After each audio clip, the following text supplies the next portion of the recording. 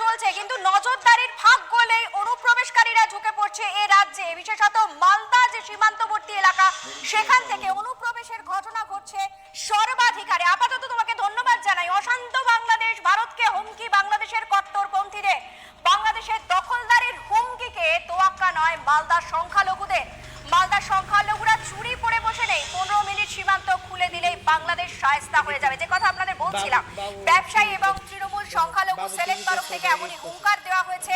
মালদার সংখ্যালঘুরাই বাংলাদেশকে জব্দ করার জন্য যথেষ্ট, এমনটাই বলা হচ্ছে।